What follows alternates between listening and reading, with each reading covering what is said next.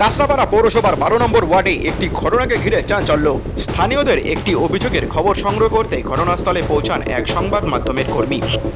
ভিডিওতে স্পষ্ট দেখা যায় সাংবাদিকের কাছে বাধা সৃষ্টি হয় এবং তার হাত থেকে মাইক্রোফোনটি মাটিতে ফেলে দেওয়া হয়।